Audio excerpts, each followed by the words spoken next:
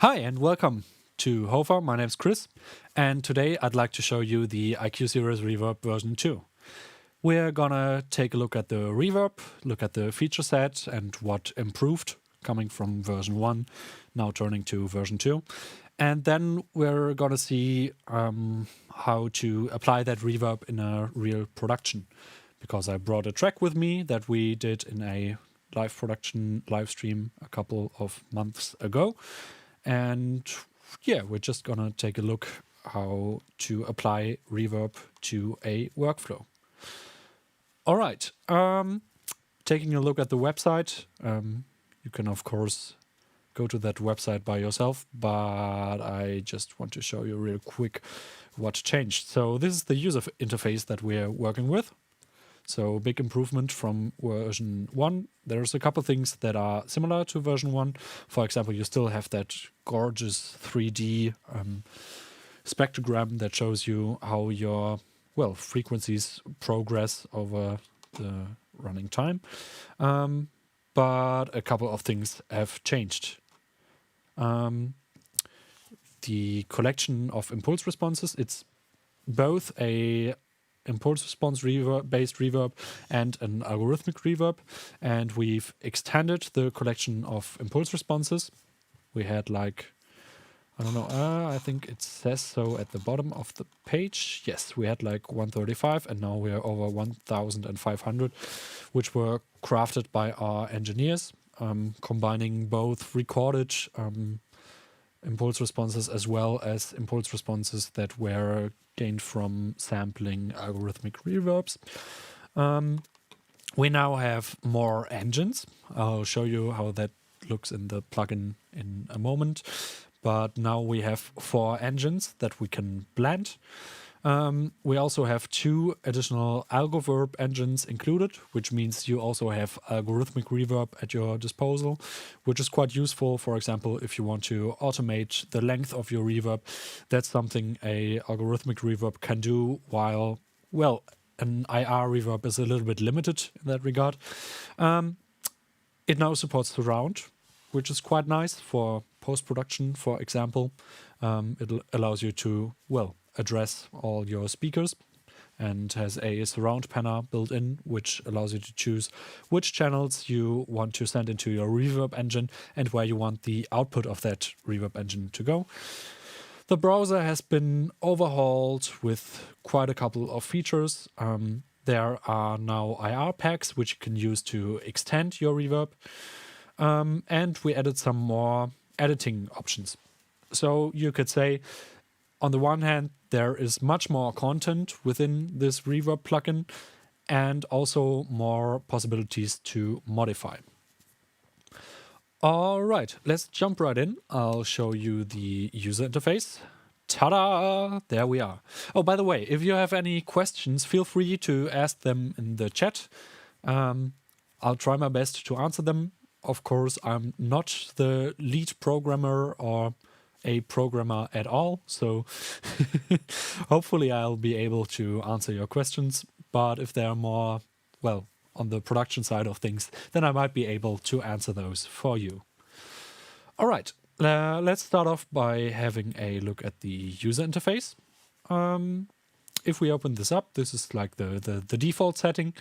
We can already see it's mainly divided into 2 areas. We have this large area where you can see your reverb frequency response over time. And at the right side, you have your browser. The left part uses a tab-based system, which allows you to, for example, switch between different reverb engines. For example, this is impulse response 1, impulse response 2, 3, and 4. And then we have our 2 algoverbs. And finally, the master section, which features a mixer that allows us to create a blend from different reverbs. So if I were to start creating sounds for this reverb, I'd probably want something that I can send into the reverb. And luckily, I have this little test window over here, which lets me select different audio snippets that I can send into the reverb. So let's maybe start with a simple guitar.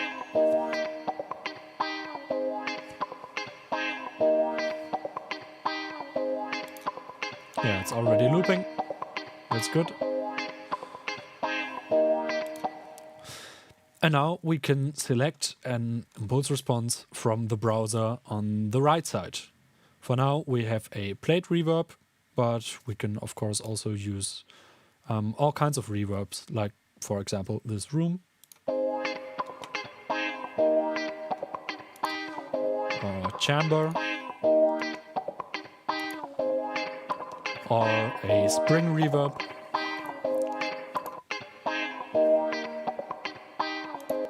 So that's our basic engine. If we find a sound that we really like but find it lacking in some regard, we can now use a second tab to, well, just layer another reverb on top. For example, if we take this plate, which is quite nice, but we also want something that sounds a little bit closer, we can just scroll up in those over 1500 IRs. Because they are sorted by length, I can sort by all those, well, parameters here. This is alphabetical, length, category, or also by things like brightness. If I were to change this to brightness, of course, it's going to be quite hard actually choosing from still 1500 impulse responses. So let's maybe limit ourselves a little bit more and choose a length that we want. So I'm going for something short and maybe a little bit splashy. So I'll dial down the length to about from 600 milliseconds to 1 second, and then sort those by brightness. Yes, that's already done. Which means now we have our bright ones at the top. Let's turn that off for a second. And then our darker ones at the bottom.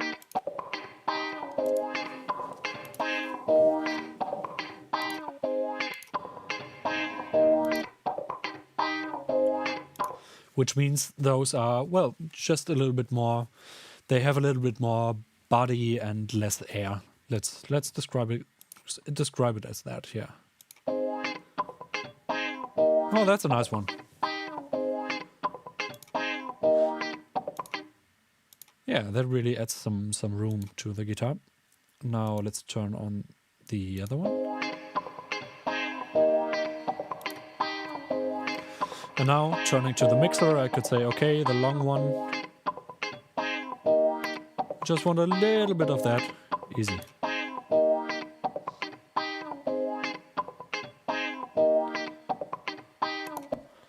And we've created a great room for our guitar. But that's not the only feature we can use to, well, create a room that suits our instrument. Let's turn off the second engine once again, because I want to show you how you can customize those IRs.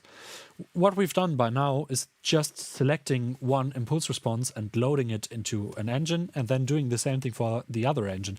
We have not customized anything by now, but there's plenty of options to do so.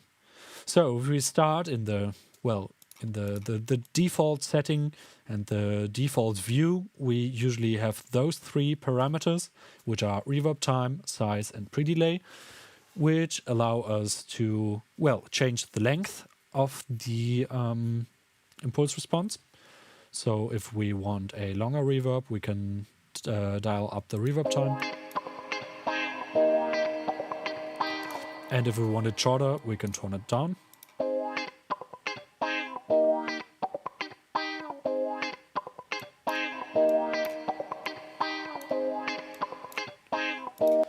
Which is already quite a nice feature, because we have that, well, impulse response, which has a length of 3.22 seconds.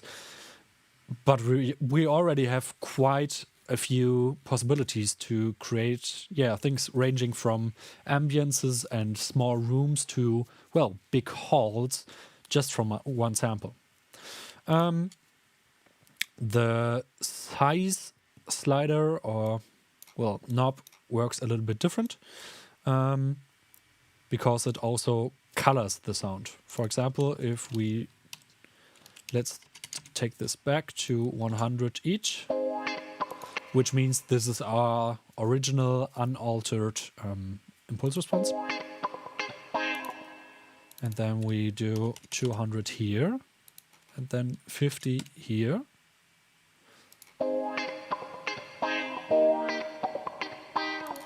Means we end up with this, but if we change it around, it sounds like this.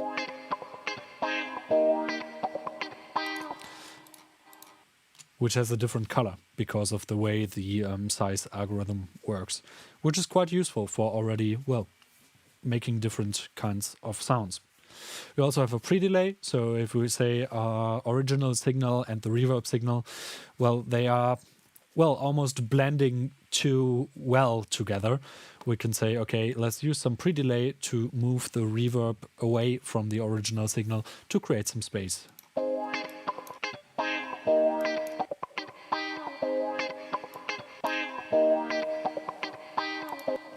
This can also result in quite an echo, so usually I just don't do any pre-delay. Hello to Romania. Happy to see you.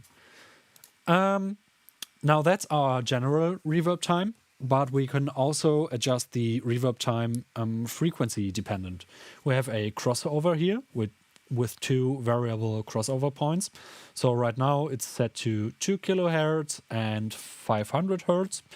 And we can now say, well, just set things like, okay, my highs, so everything above 2 kilohertz, I want that to have a longer reverb, resulting in a very bright sound. Same with the lows.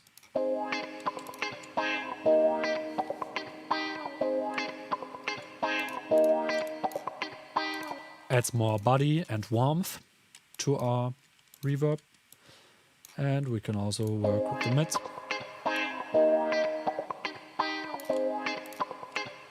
But I never turn up the mids because, well, most of the times my mids is where my mix tends to get a little bit muddy because the most important elements all play there. So mostly I want to reduce the mids when mixing. But that's, of course, very dependent on the impulse response you're working with and the input signal you're working with. All right, we can also swap left and right or use a reverse reverb.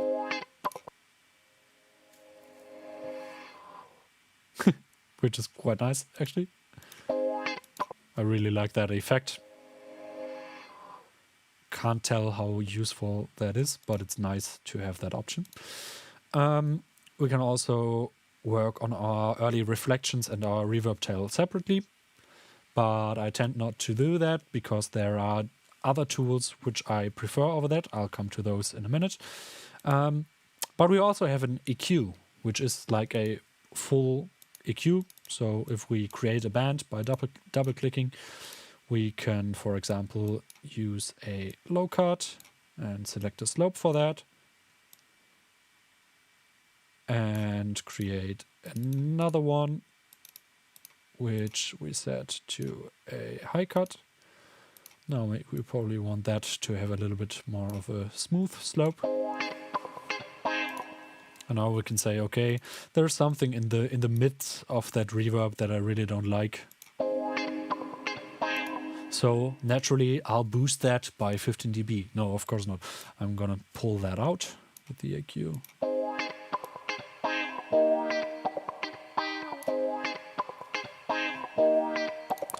Which is quite a handy feature. I'll show you in a second how I use that in a production, because usually you have your reverb on an aux bus or something like that. So on a, well, completely different signal path, which means you can insert plugins behind it. So usually I have my reverb bus, then I have a EQ on that, which is, well, just the way I tend to work, but it has always bothered me to have so many plugins that I have to actually use to make that reverb sound nice. So I'm now happy to have all of those tools within one plugin. All right, that's our EQ. Pretty useful for, well, cleaning up your reverb and removing things that you don't want in your reverb, or also coloring. But the next tool is something I really enjoy, the IR envelope. And when I first saw this feature, I was like, okay, I know envelopes and I know reverbs. Why would I want an envelope on my reverb?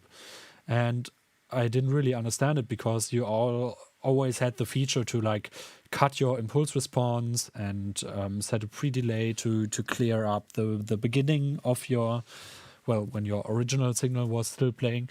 So I never saw the appeal in having something, well, as complicated as an IR envelope, until I started testing this plugin.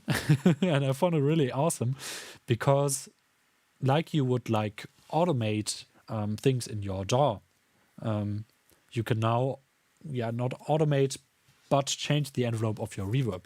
So if you have, like, for example, this reverb we have on our guitar right now. For me, it consists of two phases in like time. We have the, well, amount of the room that plays while our guitar plays, and then we have the tail that stays while the guitar has stopped playing, but there's still reverb remaining. So what we can do now is set completely different amounts of volume for each of those parts. For example, let's remove that and then create one here. We could do something like this, which means our reverb signal starts a little bit lower.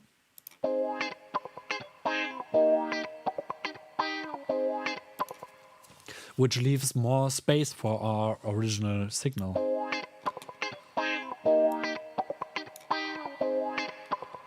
For comparison, this is the original one.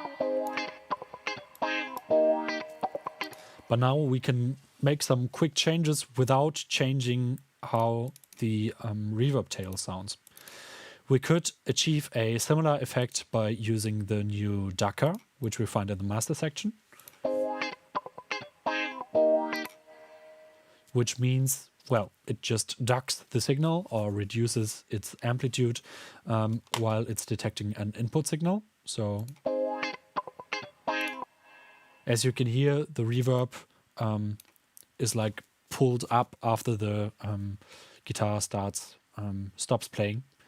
We could probably use something. Come on, ooh, oh yeah. Come on, ooh, oh yeah. Yeah, you definitely hear it a little bit better with like vocals, but we can also maybe attenuate a little bit more for a more drastic effect. Come on, ooh, oh yeah.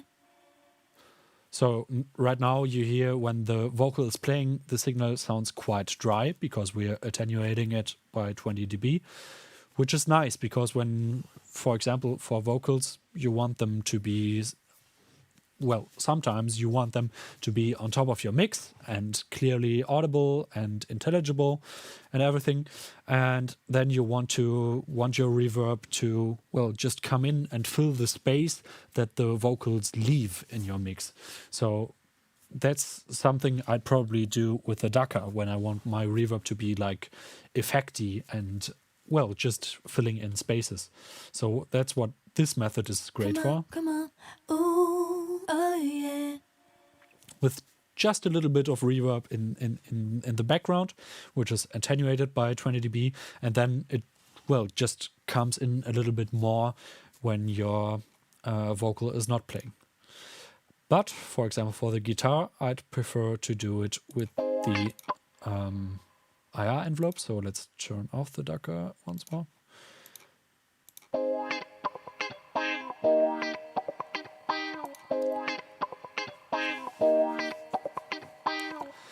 Which also, of course, depends a lot on the nature of the signal you're putting in, because the vocals, well, they tend to leave more gaps than this guitar, which is, for example, constantly playing, at least when I have it on loop.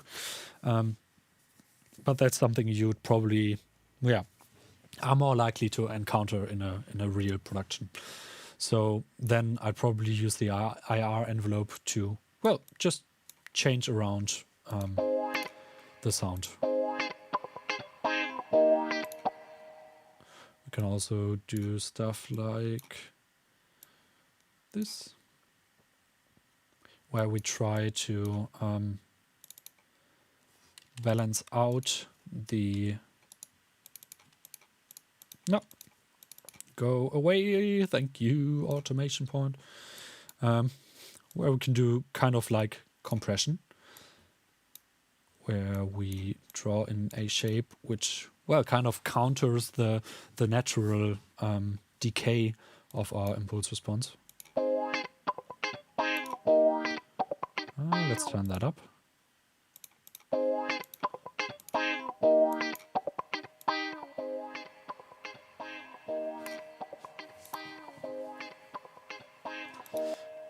Which results in a more compressed reverb that doesn't decay that much over the course of time. But there's also other ways to achieve that. So let's turn that back. I just wanted to say I've really grown quite fond of this IR envelope feature. Yes.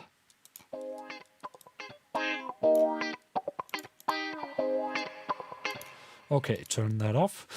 Another way we can work on our impulse responses is by using the IR cut feature, which allows us to cut at both the front and the end of our IR sample, and also set fades. So, for example, if we were to cut this, we could also change this to a musical value. So let's maybe mute those channels. And then I get my metronome. Oh, this is at another tempo, so that's not going to be very handy for this.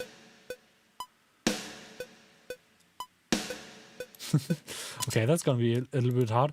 But basically what I wanted to show you is you can use this to, for example, shorten your reverb tail to like an 1/8 note. Let's turn this all the way up.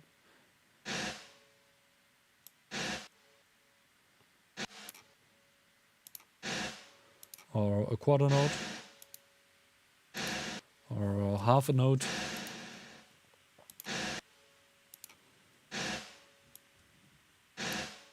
So if you're looking for a gated reverb that is very precise and not very dependent on what your input signal is, this is a great effect you can use.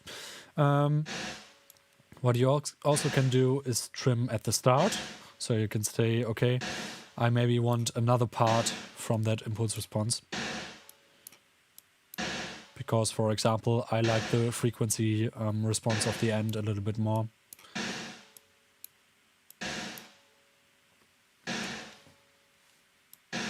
Or use a fade in.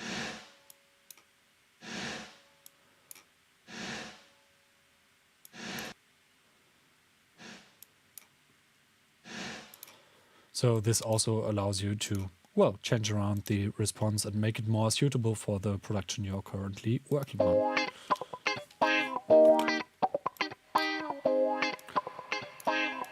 Okay, we're back with our guitar. Another nice feature is modulation. Modulation is something you, well, I at least did not expect when opening up an impulse response reverb, because I thought there was more of an algorithmic feature.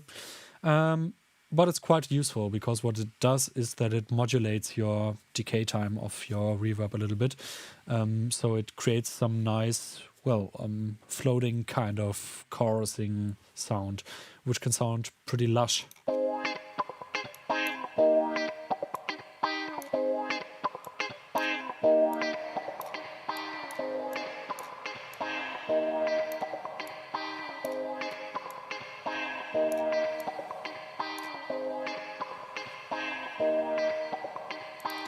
This, of course, in this case, sounds a little bit more with a little bit better with some more subtle settings, but you can use it in any way you'd like, of course.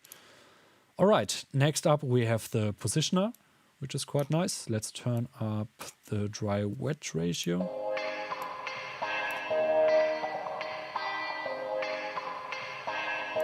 So what this does is that it allows us to place our signal in the room. So for example, we could say, okay, turn it to the left, but also to the very back of the room.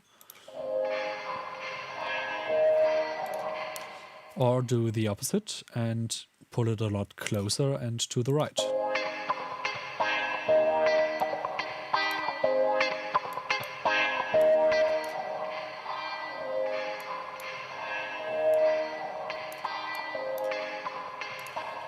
So quite a useful tool for placing your stuff in the mix. The reason I pulled this up to 100% wet is because it also uses the dry signal, because, well, the amount between dry and wet also does a lot for, well, how we localize sound in the room. So to maximize that effect, I always turn this up to 100% wet when using the positioner. All right, so far so good. Now we're getting to the funny bits, because now we go to the saturator. The saturator, well, as the name implies, saturates your signal by introducing some distortion, which is quite useful for thickening your reverb. If we turn back to that snare drum example. Thank you, snare drum.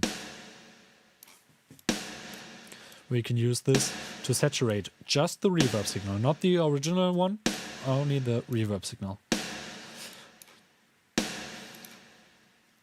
Of course, we also have our signature böse Knopf, which means evil, which, well, just adds some input gain, which results in a lot more distortion. Oh my. That's quite evil, I'd say. This module also has its own low cut and high cut. So to dial that back a little bit, we could use those, and also the tone knob, which can turn our reverb signal into, well, a pretty bright and airy tone, or down to something more muted, or something with a little bit more body.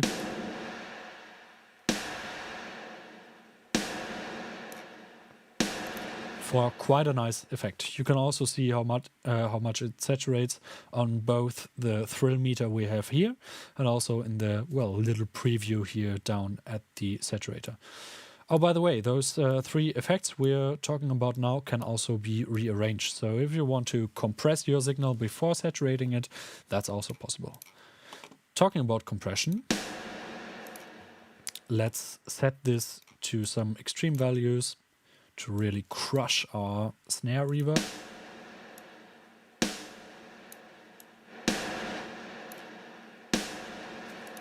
Which is useful if you, well, don't like the dynamics of your reverb signal, think it maybe decays too fast or too much.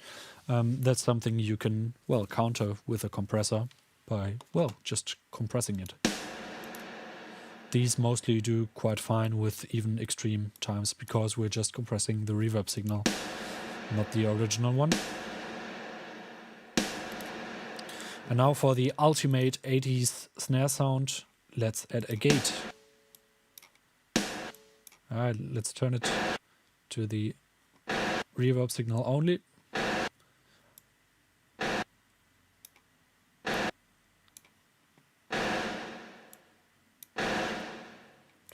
Now the time that, well, the gate actually cuts out the signal when it falls beneath a certain threshold. Or to be more specific, well, it actually holds for a certain time before slowly releasing, or quickly releasing the volume, which can also be set here. So if we want something that sounds a little bit more drastic, we'll turn down the release. And now it's just like slamming and then closing again. Or if you want something that sounds a little bit more smooth, you can dial in some release, which makes it actually sound a little bit more like a snare drum. This can also be changed to a musical value, so if you want your snare drum reverb to sound for like a quarter note, that's possible. Of course, there's the release time on top of that, or an eighth note, quite useful. So this allows for some very musical settings. Yes, those three effects are also usable on the master output. So you have your saturator, compressor, and gate here, right along with your ducker, which I just explained, and an additional EQ that allows you to shape, well, every of the signals that go through this. Let's turn off that IR tab 1 for a second. Now we're back at a snare. And let's have a quick look at the Algoverb. The Algoverb has its own presets. So if we look at the browser tab, we have our IR tab, we have Algoverb, and we have global presets, which also changes according to which tab we select in the left half of the plugin. So if we go to IR1, we get our impulse responses. If we go to Algoverb, we get our Algoverb presets. So presets for our algorithmic reverb. And if we go to master, we'll see our master presets, which means global presets, which means, well, compositions of different reverbs or just one reverb, but on a global level, which, well, changes all the parameters to certain values. So if we were to, for example, enable this algorithmic reverb, we could now change the preset. Those are ambiances, so naturally those are a little bit shorter. Going to drums could add a lot of different sounds to our production, which is quite handy. Oh, that one is nice. Some really nice low end.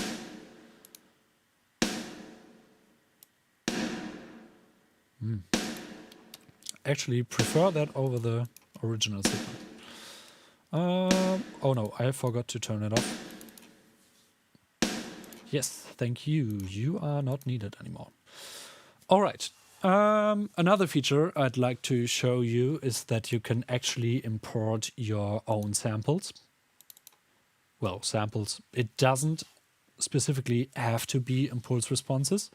So we can do that. So we can record our own impulse responses by, well, sending an impulse, for example, into a room and recording that, or sending it into our favorite hardware reverb unit and sampling that. But we can actually just put any wave file in there and have a listen to how that sounds. But first, I want to really do it with a room sample, which is, well, a sample that I recorded in my studio, which was just, well, a sweep that was played back on my speakers and then recorded by my pocket recorder. And I, well, created that sweep response and then converted it to a impulse response, because a sweep starts at a low frequency, goes to a high frequency, while an impulse has all of those at the same time. And the sweeping procedure is a little bit more precise, but in the end, to make it work with the reverb, we have to make a impulse response from that. So let's see how that works. We can just, let's go to my desktop, and this is my convolution test DC file. I'll just drag and drop that into the reverb, and then let's listen to our original signal first, which is a drum loop. Sounds like this. Oh, there's something not working. Excuse me.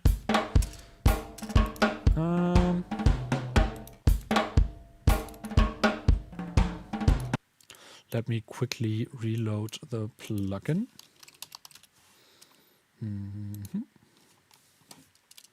Oh, I just lost all my settings I had in that plugin. That's a sad moment, but it happens. Okay, now this should work. Drums, drum loop. Yeah, there we go. And can I have back my Cubase window? Thank you. Set that to loop. So that's our original drum loop. And now let's blend in. So that's how this drum loop would sound like played back on my speakers and then recorded by my pocket recorder. Why would I do that? Well, it's quite useful for example, worldizing, which is a term we mostly use in post-production and sound design, which means, well, taking abstract elements and putting them back in the real world. So, for example, if we had a synthetic source sound, that would sound a little bit unnatural to our ears if we have just that synthetic sound. So we want to, well, add some real word to it. And that's why we could, for example, add this, well, speaker response to it, which is a little bit more natural. Now, if we were to use this, we could, of course, EQ it, because I seem to have, like, placed my pocket recorder in a bass mode of the room. So by removing some of that, it sounds a lot more tidy. That's without EQ. And that's with the EQ engaged. A little bit more transparent. But as I showed you, we can also use the IR cut feature to skip further into the impulse response, because at the beginning you're having quite a lot of direct signal which comes right from the speakers into the microphone, but if we trim a little bit from the start, we get further into the room. So let's try that out.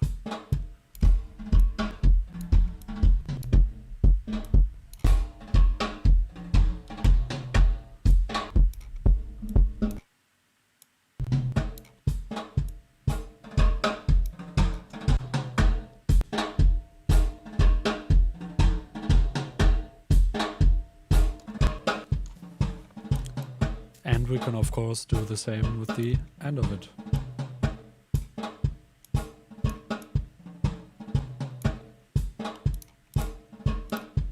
We could, of course, also do something similar.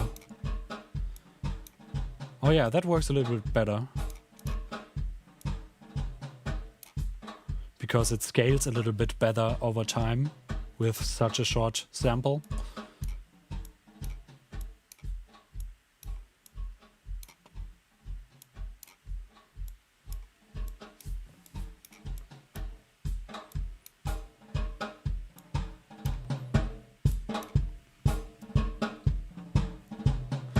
So that's quite nice to, well, worldize those drums and place them in a room. And then I'd probably, well, just give it back. Just blend it with the original signal. So that's our original signal, which contains some room but could be a lot more smooth.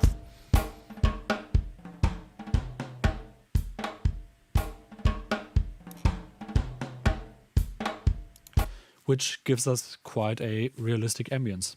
This is, of course, well, more useful for, well, stuff like post-production, where you, for example, have recorded some tone on set, for example, on a movie set or something like that, and then you have your ADR, so your after dialogue recorded, well, people talking and redoing dialogue, and then you have the issue of your voice actors not really fitting into the room.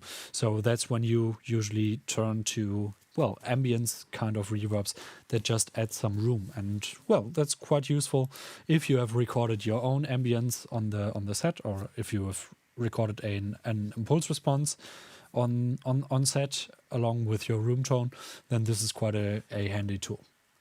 But, of course, it's also nice for sound designing, because we don't have to restrict ourselves to putting some impulse responses into the reverb. We can also put any kind of sample into this. And what I've done is this piano sample, which sounds like this, which is the grand piano we have here in the HOFA studios, recorded through to Neumann M149 mics. Sounds pretty nice. I usually use that to demonstrate granular synthesis with the synthesizer workshops, but it comes in quite handy as well because we can just load it into our reverb. Let's have a listen. This is not going to sound very good. I'll show you right away why. Because it's just completely over the top.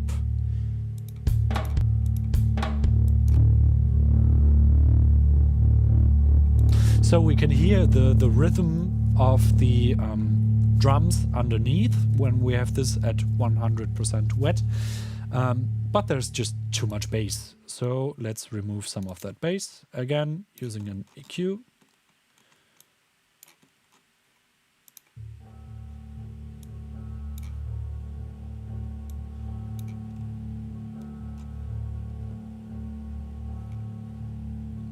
So now we have like a rhythmic version of our recorded piano, well, which gets its rhythm from the drums we're putting into it.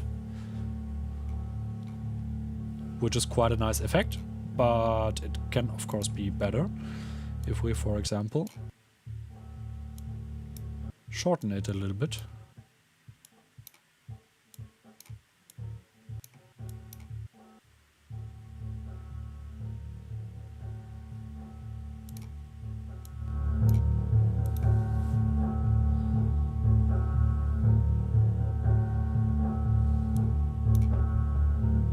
We can also skip further into the sample.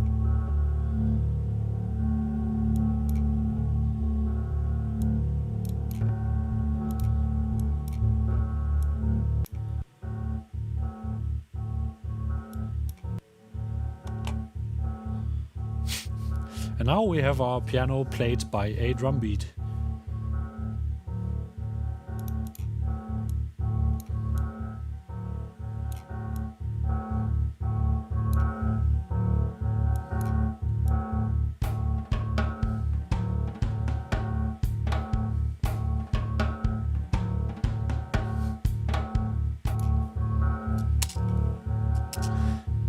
And now just imagine the possibilities, because you could use any kind of sound feeding into the plugin as a replacement for the drum loop we're using at the moment. And you can use, well, any kind of sample that you recorded for the IR, which, well, allows you to create some interesting experimental sounds with it. So that's quite nice. All right. I also wanted to show you the surround capabilities of the plugin. Now, of course, that's going to be a little bit hard because, well, this is a YouTube stream. We are limited to 2 channels stereo. But there's a way that I can, well, at least show you a little bit of what we did with the surround presets and the surround capabilities. Because, well, this is a simple setup in Cubase. I have my stereo channel, which has the voiceover on it, which I created for the IQ Reverb video that you find on our YouTube channel. And I feed that into a surround effect channel, which has 5.1 channels and has the surround version of the IQ-Series Reverb version 2 on it. And if we check that out, we can now hear it in stereo. To the IQ-Series.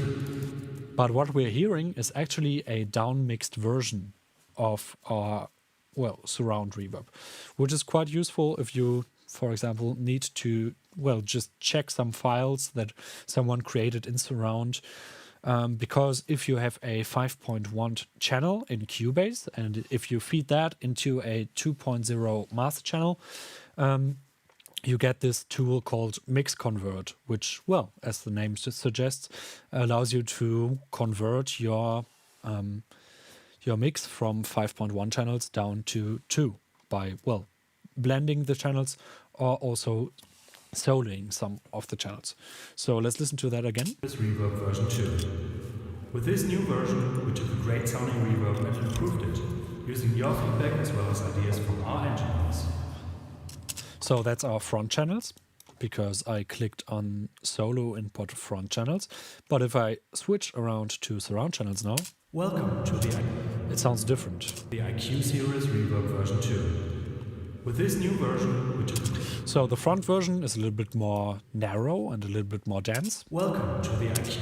while the rear version is a little bit more open. Welcome to the IQ-Series Reverb version 2. And looking at the preset, I can tell you, yes, this was one of those presets created by Bart, who is a, well, post-production specialist from the Netherlands who worked with us for the surround presets.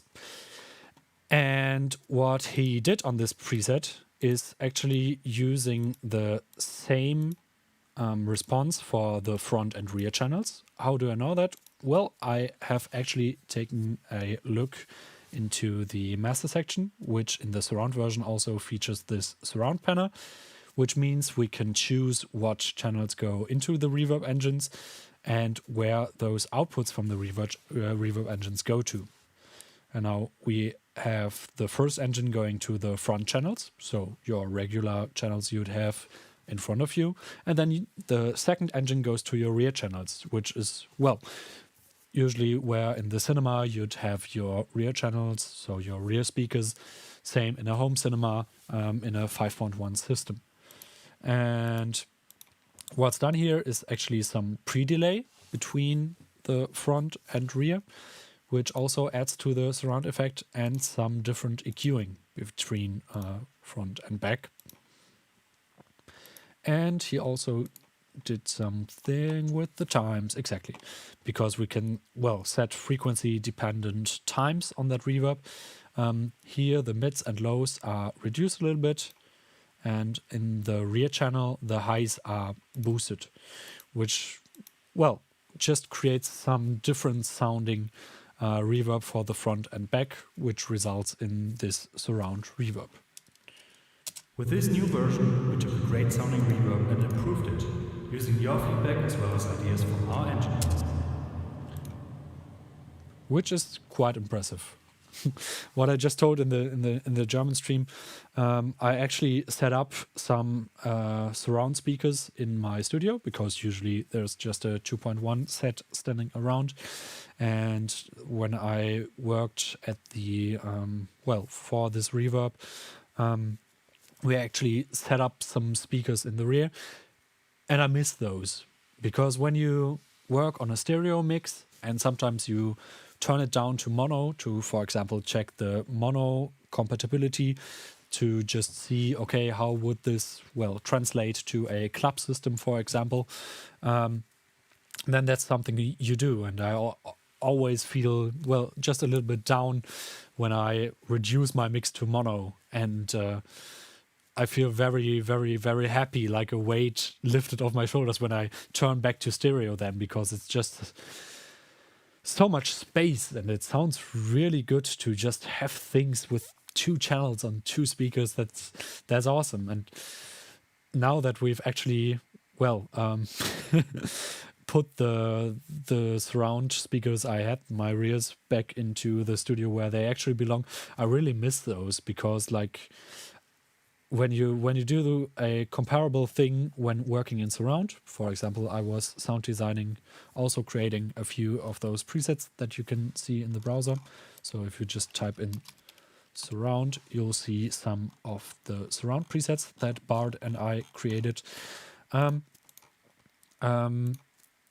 of course also did things like turning down the rears to listen to the front, and then turning down the front to only listen to the rears, and whatever pair of speakers you turn off, it's a similar effect to, well, monoing down your mix.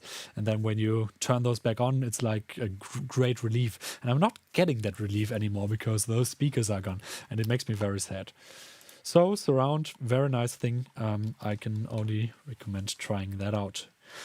Talking about trying out, there's of course a trial version of this plugin. So if you want to check that out, you're of course very free to do so. And just go to the HOFA website, and there's a test version somewhere here. I yes, here, there's a download and test button, which you can use to, well, download the plugin and check it out, see if it suits your workflow. And that's something we're gonna do now. Check if the IQ-Series Reverb version 2 suits my workflow. Because we're gonna take a look at a track I made, which is called No Destination. The guys of you who already checked the production live stream that I did a couple of months ago probably already know that track. And I used a lot of different reverb plugins on that track. And what I did in preparation for this live stream is that I replaced all of the reverbs. Maybe I missed one or two. I'm very sorry about that. But I replaced most of the important reverbs by the IQ Reverb. And well, I just wanted to try how that benefits the sound and how it benefits my workflow and also the workload of my laptop. So let's have a listen to the track so you get what I'm talking about. So it's something between house and new disco, with some acoustical instruments and of course some synthesized instruments.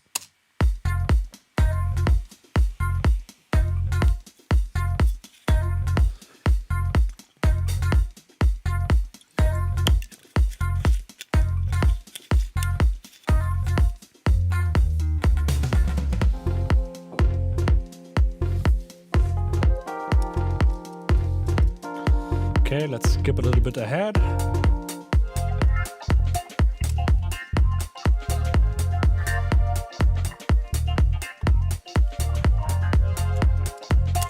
And then there's also a build-up and a, well, drop following.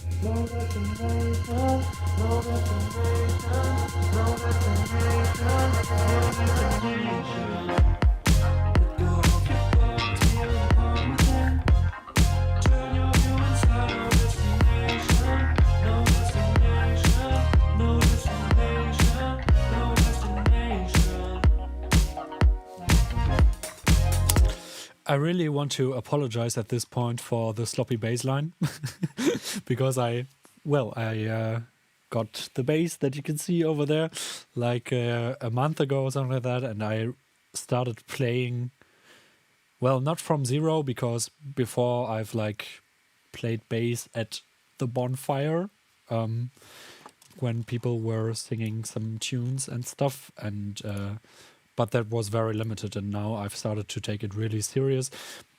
But I've not gotten that far yet. But I wanted some real bass in this track, so I played it myself. Sorry for that. All right, taking a look at reverbs. The first very prominent thing I wanted to show you is what I did to the kick drum.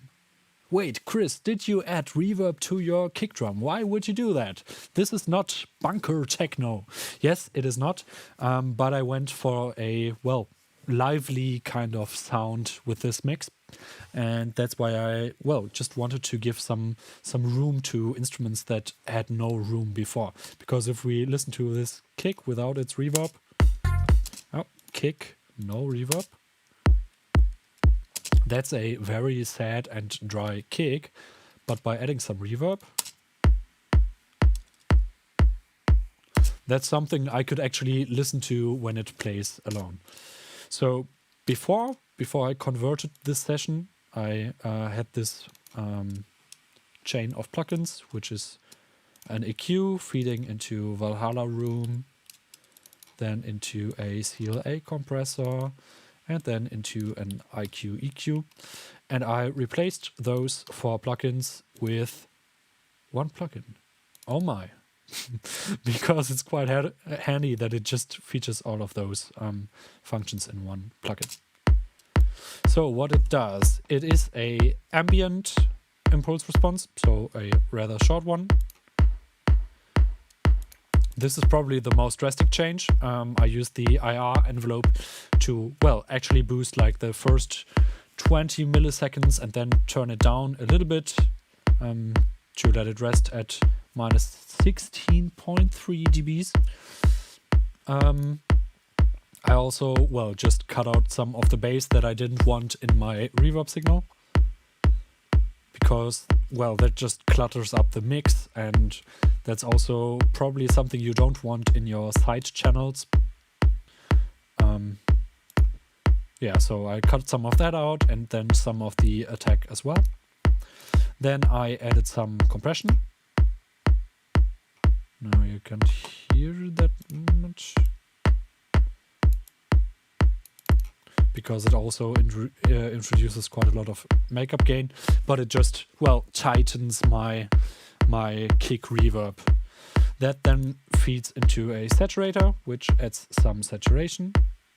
Nothing too drastic. There goes that hardcore kick. Quite a nice sound actually though, because it's just on the reverb. Yeah, but of course it doesn't fit the style of production we're going for here. So yeah, nothing too drastic, just adding some saturation to fatten up our signal. Yeah, and that's basically it. So that's what I did on the kick drum. Next I want to show you the bass. I actually used a preset of mine that you can also find in the release version of the plugin on the bass, which is called Mono Compatible Bass Widener. And it does exactly what it says. It widens the bass without messing up your your mono compatibility too much.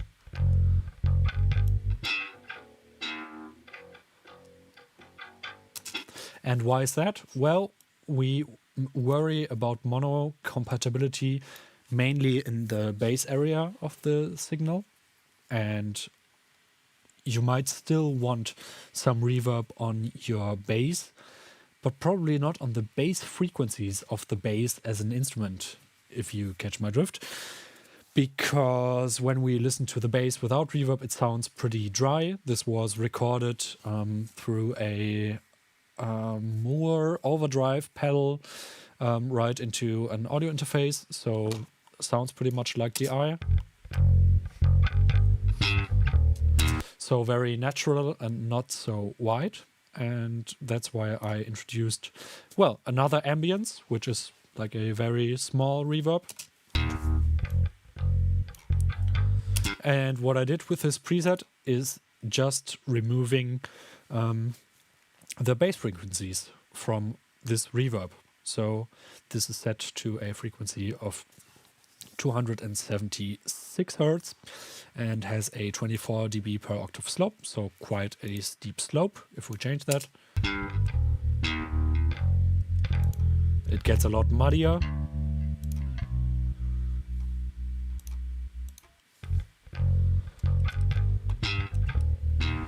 So this just adds a little bit of room and a little bit of width to the bass, well, without sacrificing too much, energy in the low frequencies by muddying up.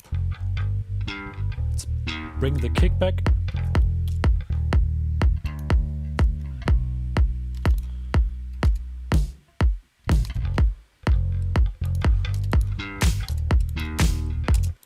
Okay, the clap has a bypassed reverb on it. Okay, never mind then. And then also this reverb.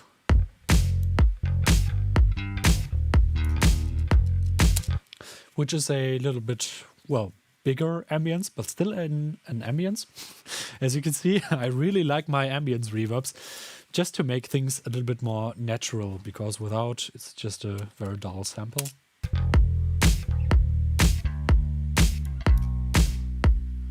And then we can actually introduce some width. I actually put this on an aux channel, which is not even automated. But I did that so I could maybe change stuff around with it. And also because when this was another plugin, which was not the IQ Reverb, I probably had to compress that or EQ that. Now I can just do it in one plugin. Very handy. All right.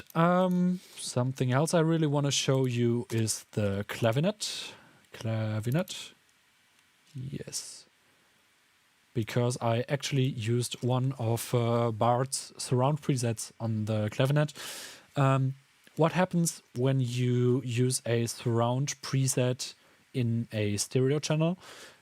You don't have the surround panner in the stereo version of the plugin. So if I turn to the master tab, I have a, well, balance knob instead of the surround panner.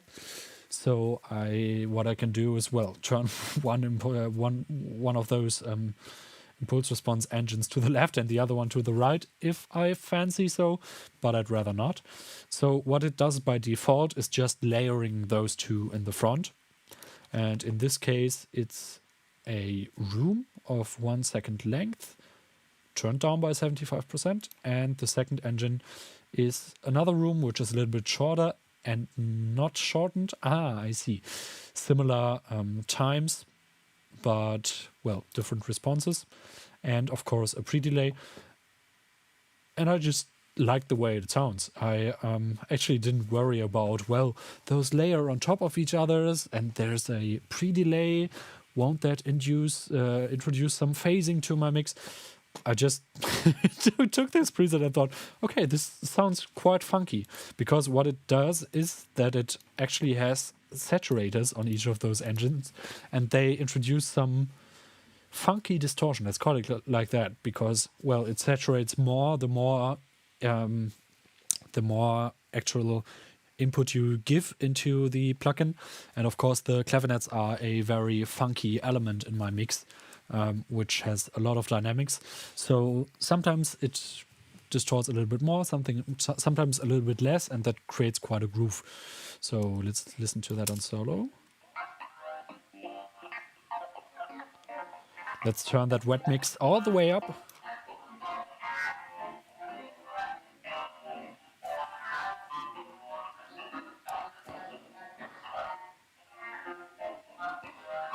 And I like that.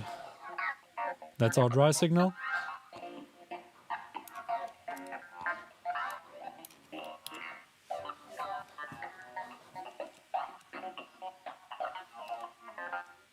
So that's our clavinets. Okay, what else have we got? We have our polysynth.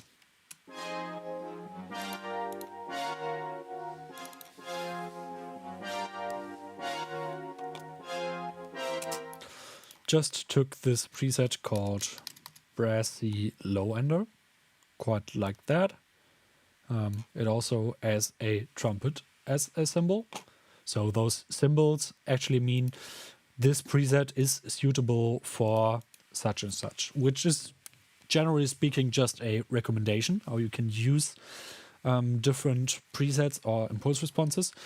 But it's quite useful if you have a sound like this, for example, this polysynth, which, well, roughly emulates the sound of a brass section.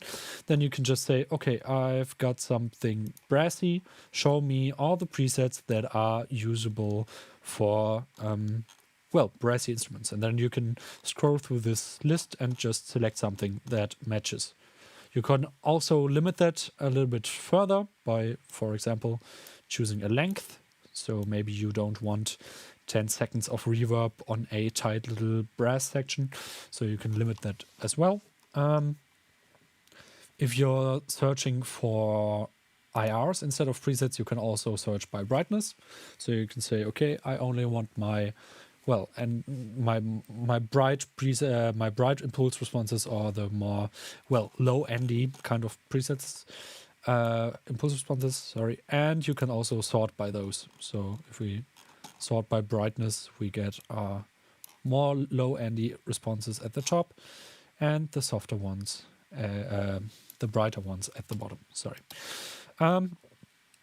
Something I did with those brassy sounds is that I actually have one channel that does the foreground and one that does the more backgroundy stuff, obviously, which I just call the usual stuff. And basically those only differ in the amount of dry wet they have.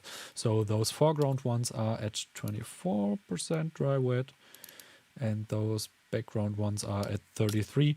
And they also differ a little bit in volume. So if we listen to both,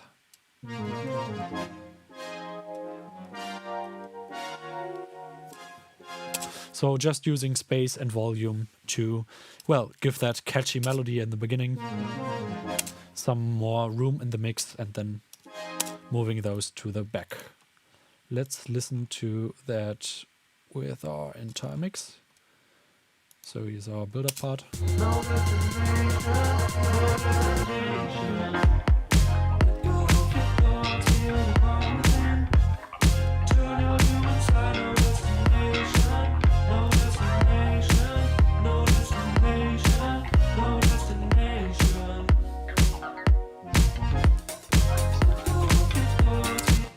Okay, listening to this mix, let's quickly have a look at the vocals.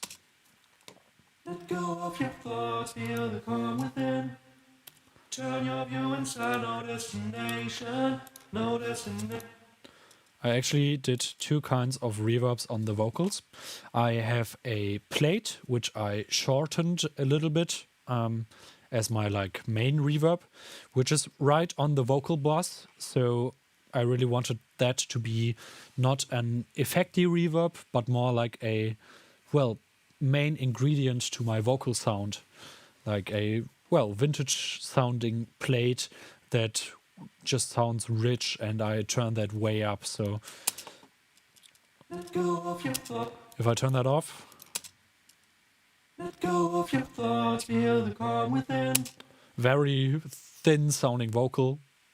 I don't know who recorded that. It doesn't sound that good in my ears. Thank you.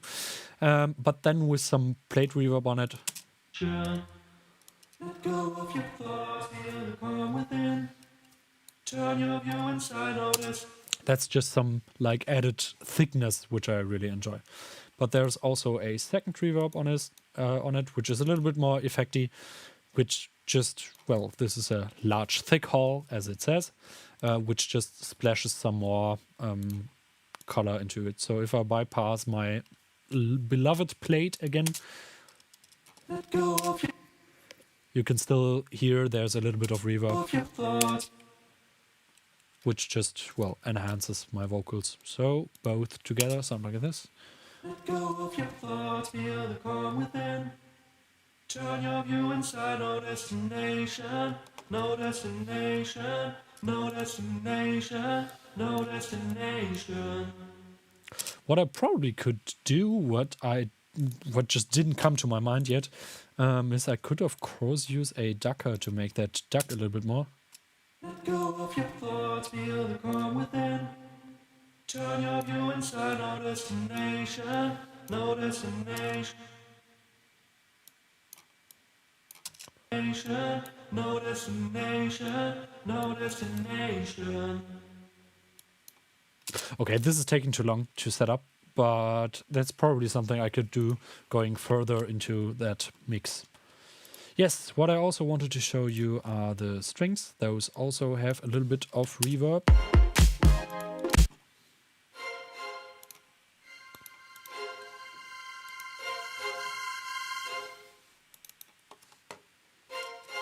Because what I did on those strings, those are some Spitfire strings running in Contact, and I, well, really dislike something in this 3K area, but I wanted some more high-end definition. But when I dialed that in with my EQ, I thought, okay, this tickles the right frequency area, but it sounds a little bit harsh. What do I do to soften that? So naturally, I turned to a reverb, which is a small hall reverb, and just dialed that in. So if we go from dry,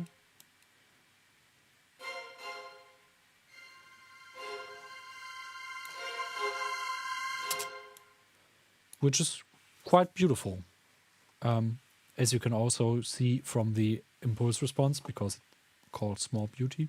So that's a very beautiful reverb. No, I just picked this because it was a preset and I found it quite fitting to, well, just add some room to those strings. Okay, last thing for today, because our time is almost up. On the guitar, we also have a little spring reverb. I am no guitarist, and I also apologize for everything I play on the guitar, because I'm not very good at that. But because I'm not being a guitarist, I never understood the appeal of having a spring reverb, because I thought, okay, that sounds a little bit, well, I just didn't understand why people would use that, but I found it quite fitting in this instance, also because there's a bit reducer behind the reverb, which takes some of that springiness out of it again. So let's listen with the bit reducer disabled now. So a very springy reverb.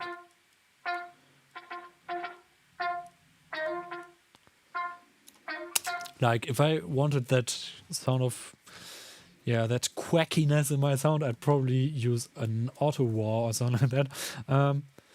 But I found it quite fitting also because, well, the bit and sample rate reducer removes some of that again.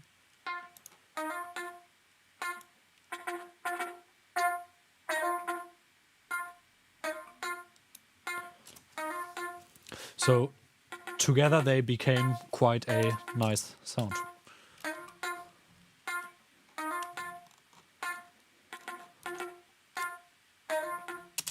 Which sounds, well, at least a little bit natural, and adds some liveliness to the mix. So if there's no more questions, I'm just gonna play you the mix as it sounds so far, with all those IQ reverbs on it, and then we'll probably call it a day. So if you have any last questions, feel free to post them in the chat while we listen to the track.